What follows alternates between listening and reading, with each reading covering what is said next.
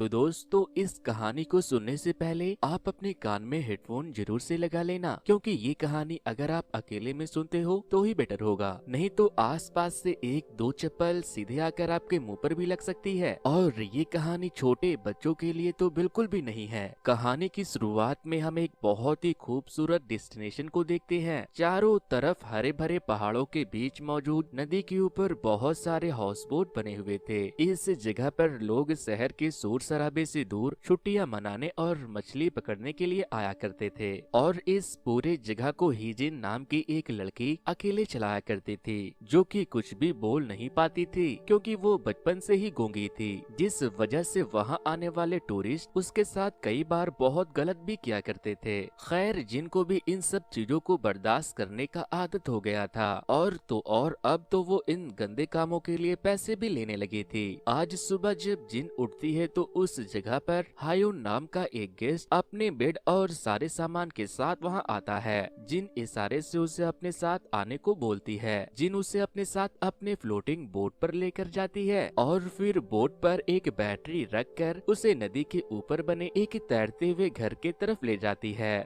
वहां पहुंचकर वो हायून का सारा सामान नीचे उतारती है और फिर अपनी बोट लेकर वहां से वापस लौट जाती है। उसके जाने के बाद हायून अपने बर्ड को बोट हाउस में टांग कर खुद घर के अंदर चला जाता है। वहीं जिन अपने एक गेस्ट को चाय और उसके जरूरत का सारा सामान देकर वहां से अपनी बोट लेकर निकल जाती है। फिर जब रात होती है तो जिन फिर से अपने कस्टमर के लिए जरूरत का सामान उनके बोट तक डिलीवर करने के लिए जाती है। लेकिन जब वो अपने कुछ गेस्ट को कॉफी दे रही थी तो उनमें से एक गेस्ट जिनको अपने साथ बोट पर बने केबिन में लेकर जाता है और उसके साथ गलत करने लगता है, और फिर थोड़ी देर के बाद वहां से बाहर आ जाता है। इधर दूसरी तरफ हम देखते हैं कि हायून अपने साथ उस बोट पर एक गन लेकर आया था और वो जिन को उन लोगों के घर से निकलते हुए देख लेता है। जिस आदमी ने जिन के साथ गलत किया था वो अपने दोस्तों से जिन को पैसे देने को कहता है, लेकिन वो लोग जिन को पैसे देना नहीं चाहते थे। खैर, जिन उनसे कुछ नहीं कहती और गुस्से में वहाँ से जाने लगती है तो उनमें से एक आदमी जिनके मुंह पर पैसे फेंक देता है, जो कि नदी में गिर जाती है।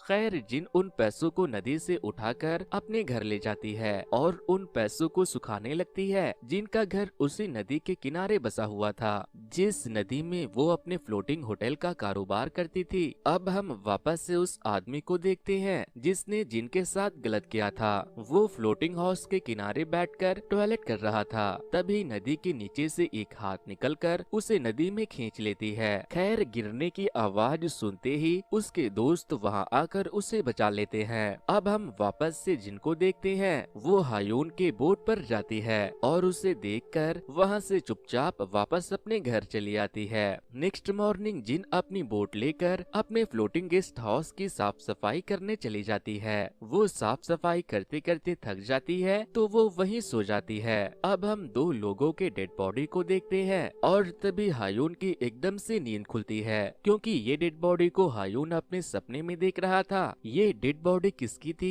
इसके बारे में हमें आगे की कहानी में पता चलेगा। जिन जब हायून के घर के पास आती है तो वो देखती है कि कल रात उसने जो खाना उसे दिया था हायून ने उसे अब तक नहीं खाया है और वो बैठकर रो रहा है। उसे रोते हुए देखकर जिन बस उसके बारे में ही सोचने लगती है कि वो भला क्यों रो रहा है। दरअसल हायून ने अपनी वाइफ और उसके बॉयफ्रेंड को एक साथ देखने के बाद उन दोनों का मर्डर कर दिया था, इसीलिए वो पुलिस से बचने के लिए भागकर यहाँ आ गया था। सुबह से शाम हो जाती है और वो हायून को देखती रहती है।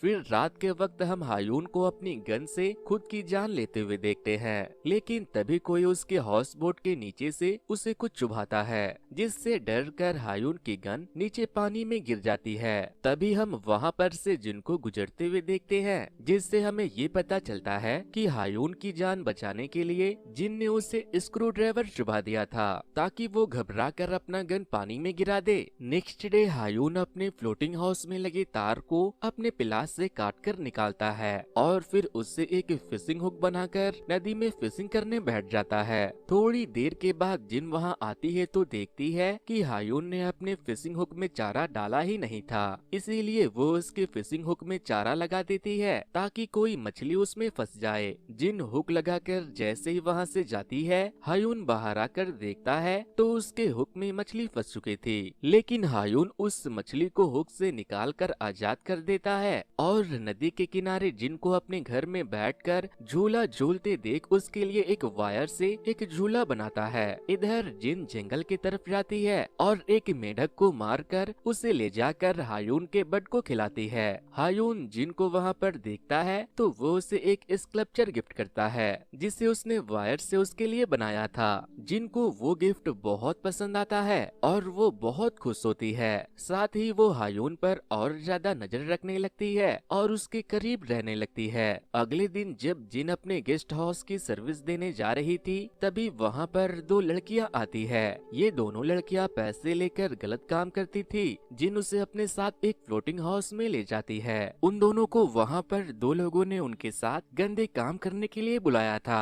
उन दोनों को वहाँ पर छोड़कर जिन हायून के फ्लोटिंग हाउस में उसे खाना देने के लिए जाती है, जहाँ वो उससे पूछता है कि यहाँ पर टॉयलेट करने के लिए क्या करना पड़ता है। जिसके बाद जिन उसे बोट पर बने एक होल को दिखाती है जिसे उसने बाथरूम की तरह इस्तेमाल करने के लिए बनाया था। हायून वहाँ बैठकर हल्का होने लगता है और साथ ही वो अपने पास वाली बोट पर उन लड़कियों को अपने कस्टमर के साथ पैसों के लिए लड़ाई करते हुए भी देखता है। थोड़ी देर के बाद बारिश शुरू हो जाती है, इसीलिए हायून अपनी बट को अपने घर के अंदर ले जाता है और जिन अपने घर से बैठकर उसे देखकर शराब पीती रहती है। फिर एकदम से वो उठती है और शराब लेकर हायून के फ्लोटिंग हाउस पर चली जाती है और फिर वहीं बैठकर शराब पीने लगती है। हायून भी उसके बगल में आकर बैठ जाता है। जिन उसे शराब पीने के लिए देती है, लेकिन हायून शराब पीते पीते जिन के साथ जबरदस्ती करने की कोशिश करने लगता है और उसके कपड़े भी फाड़ देता है, लेकिन जिन उसे धक्का देकर पानी में गिरा देती है और खुद वहाँ से अपने बोट को लेकर भाग जाती है।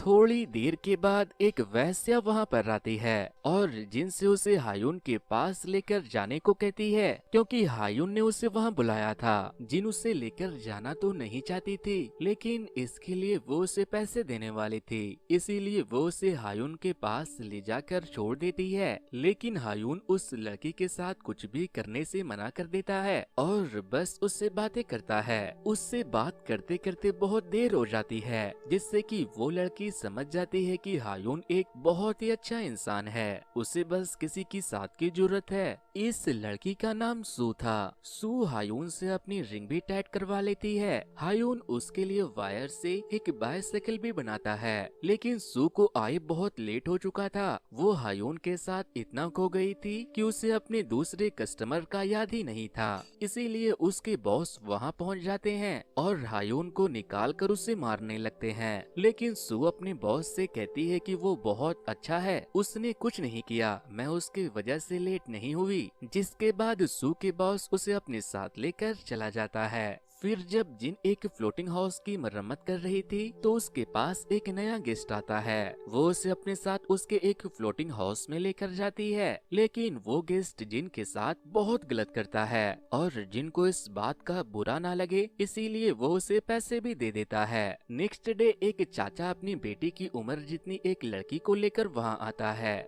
जिन उन्हें भी अपनी बोट से एक फ्लोटिंग हाउस में पहुँचाकर वहाँ से चली जाती है। चाचा अपनी गर्लफ्रेंड के साथ बैठकर मछली पकड़ने लगता है। वो एक मछली पकड़कर उसके दोनों साइड के गोश्त को काटकर निकालता है और उसे खाने के बाद बाकी की मछली को वापस वैसे ही जिंदा पानी में छोड़ देता है। इधर सू वापस से जिन के पास आती है और उसे हायून के पास लेकर जाने को कहती है। हायून जब उसे देखती है तो वो उसे बताती है कि आज मेरी छुट्टी है, इसीलिए मैंने आज सारा दिन तुम्हारे साथ बिताने का डिसाइड किया है। ये सुनते ही जिन गुस्से से आग बबूला हो जाती है। थोड़ी देर के बाद जब हायून सू के साथ संबंध बना रही थी तो जिन उसके बाथरूम से छुपकर उसे देखने लगता है, लेकिन हायून उसे देख पाता इससे पहले वो वहाँ से चली जाती है। फिर जब सू वहाँ से जाने वाली थी तो हायून उसे पैसे देता है, लेकिन सू पैसे लेने से मना कर देती है और कहती है कि आज मैं यहाँ कोई वैश्या बनकर तुमसे मिलने नहीं आई थी। लेकिन फिर वो पैसे ले लेती है और वहाँ से जाते वक्त हायून को हक करती है और जिन ये सब देखकर रोस्ट हो रही थी। किनारे की तरफ जाते वक्त सू को जो पैसे हायून ने दिए थे वो सारे पैसे जिन को देते हुए कहती है कि मेरे बाबू का ख्याल रखना, लेकिन जिन वो पैसे सू के मुंह पर मार देती है और जब वो सू को किनारे पर छोड़ देती है तो वो वापस से हायून के फ्लोटिंग बोर्ड पर आकर उसके होंठ में दांत काट लेती है। नेक्स्ट डे जब जिन उठती है तो वो बहुत रोती है। तभी वहाँ पर कुछ ऑफिसर उस जगह की इंस्पेक्शन करने के लिए आते हैं, लेकिन जिन का एक गेस्ट जो 2 दिन पहले ही वहाँ आया था वो पुलिस वालों को देखकर वहाँ से भागने की कोशिश करने लगता है और इसी कोशिश में वो एक पुलिस ऑफिसर को स्टैब भी कर देता है। दरअसल पुलिस वालों की मोस्ट वांटेड लिस्ट में उस आदमी का नाम भी था, लेकिन वो आदमी पुलिस से बचने के लिए पानी में कूद जाता है, लेकिन उसे तैरना नहीं आता था, इसीलिए वो डूबकर बेहोश हो जाता है, जिस वजह से वो ऑफिसर उसे मछली के कांटे से पकड़कर पानी से बाहर निकालते हैं। वहीं हायून भी पुलिस को देखकर बहुत डर गया था, इसीलिए वो उनसे बचने के लिए फिशिंग हुक को खाकर अपने अंदर की अतड़ियों को डैमेज कर देता है, जिससे उससे ब्लीडिंग होने लगती है। खैर जिन ने उसे पुलिस से छुपते हुए देख लिया था, इसीलिए वो उसके पास पहुंच जाती है और फिर पुलिस वालों से उसकी जान बचाने के लिए उसे बाथरूम होल के नीचे छुपा देती है। दरअसल हायून ने अपनी बीवी को किसी और मर्द के साथ देखने के बाद उसका मर्डर कर दिया था, जिस वजह से उसे डरावने सपने आते थे और पुलिस को भी उसकी तलाश थी, लेकिन वो जिनके इस डेस्टिनेशन पर आकर छुप गया था। पुलिस वाले जब वहाँ पर आते हैं तो उन्हें वहाँ पर कुछ भी दिखाई नहीं देता, इसीलिए वो वापस से चले जाते हैं। उनके वहाँ से जाते ही जिन फिशिंग रॉड से खींचकर हायून को बाहर निकालती है। वो बेहोश हो चुका था, इसीलिए वो उसे सीपीआर देकर होश में लाती है, लेकिन अभी भी वो फिशिंग हुक उसके मुंह में ही फंसा था, इसीलिए जिन उसके मुंह को एक लकड़ी की मदद से खोलती है और फिर बारी बारी उसके मुंह से सारे कांटे को निकाल देती है। इसी बीच जिन हायून के दर्द को कम करने के लिए उसे प्लेजर देती है और फिर उसका खूब ख्याल रखती है। वो उसे अपने घर से गर्म कपड़े ला कर देती है। फिर एक दिन वो हायून को अपने साथ बोट पर बैठाकर उस जगह से बहुत दूर घुमाने के लिए लेकर जाती है जहाँ पर बड़े बड़े घास थे। अगले दिन सू दोबारा से हायून से मिलने के लिए आती है, लेकिन इस बार जिन उसे हायून के पास नहीं ले जाना चाहती थी, इसीलिए वो खुद से उसके बोट को स्टार्ट करने लगती है, लेकिन वो बोट स्टार्ट नहीं हो रही थी, इसीलिए जिन उसे अपने साथ लेकर चली जाती है, नहीं तो वो उसके बोट को खराब कर देती। लेकिन जिन उसे हायून के फ्लोटिंग हाउस में ले जाने के बजाय एक दूसरे फ्लोटिंग हाउस में ले जाती है और वहाँ ले जाकर वो उसके हाथ पैर बांधकर मुंह पर टेप लगा देती है और तो और वो उसके बोट के एंकर को भी खोल देती है, जिस वजह से वो फ्लोटिंग हाउस वहाँ से बहुत दूर चली जाती है। इसके बाद जिन हायून के पास जाती है और उसे हग करके उसी के साथ सो जाती है। इधर सू खुद को आजाद करने की कोशिश में केबिन से बाहर निकलकर नीचे नदी में गिर जाती है और हाथ पैर बंधे होने के कारण वो वहीं डूबकर मर जाती है।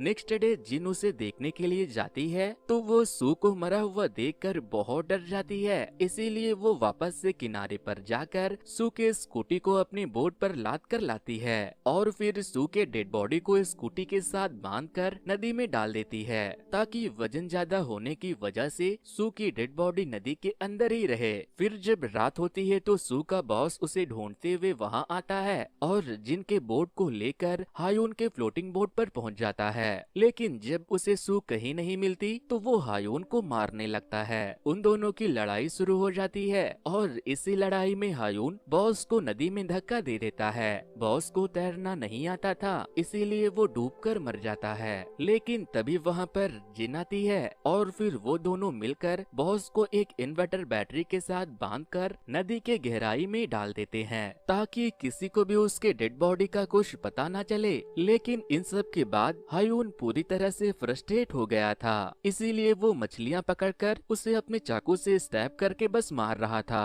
फिर उसके कांटे में एक मछली फंसती है जिसे उस चचा ने आधा खाकर जिंदा छोड़ दिया था। हायून भी उसे नहीं मारता और जिंदा छोड़ देता है। उसे परेशान देखकर जिन उसे हक करती है, लेकिन वो उसके ऊपर गुस्सा करने लगता है, जिसके बाद जिन उसके बट को पिंजरे के साथ नदी में डुबा देती है। जिसके बाद हायून गुस्से में वहाँ से जाने के लिए अपना सामान पैक करने लगता है। जिन उसे रोकने की कोशिश करती है तो वो उससे कहता है कि मैं तुम्हारा पति नहीं हूँ। जिसके बाद जिन अपने बोट को लेकर वहाँ से चली जाती है ताकि हायून वहाँ से जाना पाए। लेकिन रात के अंधेरे में हायून अपने फ्लोटिंग बोट से एक ड्रम निकालकर उसके जरिए तैरते हुए वहाँ से निकलने का डिसाइड करता है, लेकिन उसकी ड्रम छूट जाती है और वो डूबने लगता है। खैर वक्त रहते जिन वहाँ पहुंचकर उसे मछली के कांटे से पकड़कर उसकी जान बचाकर उसे वापस से उसकी फ्लोटिंग बोट पर ले आती है। जिसके बाद हायून उसे बहुत मारता है, लेकिन मार खाते हुए जिन कोई भी रिस्पॉन्स नहीं दे रही थी, जैसे उसके ऊपर कोई असर ही नहीं हो रहा था। नेक्स्ट मॉर्निंग जब हायून की नींद खुलती है तो वो जिन को अपने पास बैठकर सोते हुए देखता है। इसीलिए वो मौके का फायदा उठाकर जिन के बोट को लेकर वहाँ से भागने का सोचता है, लेकिन बोट के आवाज से जिन की नींद खुल जाती है। वो उसे जाता देखकर रोने लगती है, लेकिन वो बोल नहीं पाती क्योंकि वो गूंगी थी। इसीलिए वो फिशिंग हुक को अपने पैरों के बीच डालकर बाहर खींच देती है, जिससे कि दर्द के मारे वो चिल्लाने लगती है। उसके चिल्लाने की आवाज सुनकर हायून बोट को वापस घुमाता है और उसके पास चला आता है। जिन पूरी तरह खून से लथपथ तड़पते हुए पानी में गिर जाती है, लेकिन हायून फिशिंग स्टिक से खींचकर जिन को बाहर निकालता है और फिर उसके टांगों के बीच से सारे हुक को बाहर निकाल देता है। और अब वो दोनों खुशी खुशी एक साथ वहीं रहने लगते हैं। और तो और हायून भी अब जिन के इस बिजनेस में उसका साथ देने लगा था। फिर एक दिन वो बूढ़ा चचा एक बार फिर अपनी बेटे की उम्र की एक दूसरी लड़की के साथ आता है, जिनका ये होटल ओयो से कम नहीं था। वो बूढ़ा अपनी कीमती वॉच को फ्लोटिंग हाउस के किनारे रखकर मछलियाँ पकड़ने लगता है। उसके कांटे में जैसे ही एक मछली फंसती है, उसे देखने के एक्साइटमेंट में उसकी गर्लफ्रेंड के पैर से बचकर उसका घड़ी नीचे नदी में गिर जाता है, जिससे कि चाचा गुस्से में अपनी गर्लफ्रेंड को एक थप्पड़ भी लगाते हैं, क्योंकि चाचा की वो घड़ी बहुत कीमती थी। जिसके बाद चाचा अपने एक आदमी को कॉल करके वहाँ पर डाइवर्स को भेजने के लिए कहता है। हायून और जिन की जब नींद खुलती है तो वो नदी के अंदर से कुछ डाइवर्स को सू की स्कूटी और उसकी डेड बॉडी को निकालते हुए देखती है। इन डाइवर्स को चाचा ने अपनी घड़ी निकालने के लिए बुलाया था। उन्हें वहाँ देखने के बाद जिन अपने बोट में एक होल करके बोट से इंजन को निकाल कर हायून के फ्लोटिंग हाउस में अटैच कर देती है और फिर एंकर को निकाल कर उस फ्लोटिंग हाउस और हायून के साथ उस जगह से बहुत दूर चली जाती है ताकि पुलिस उन्हें पकड़ ना ले। अब हमें कुछ दिनों के बाद हायून को नदी के किनारे जाते हुए दिखाया जाता है और तभी हम जिन की बोट पर उसकी डेड बॉडी को देखते हैं। दरअसल जिन उस दिन अपनी बोट के साथ ही डूबकर मर गई थी जब चाचा ने सू की डेड बॉडी को निकाला था, लेकिन हायून को जिसने वहाँ से निकलने में मदद की थी वो जिन की आत्मा थी। तो दोस्तों ये स्टोरी आपको कैसी लगी हमें कमेंट करके जरूर बताना। वैसे दोस्तों कुछ दिनों पहले ही मैंने एक ऐसे ही मूवी के स्टोरी को एक्सप्लेन किया था। अगर आप लोगों ने उसे नहीं देखा तो वॉच नेक्स्ट पर क्लिक करके उसे जरूर से देख ले। सो वेल गाइज आज की कहानी में इतना ही। फिर मिलता हूँ किसी मजेदार से कहानी के साथ। Thanks to good bye.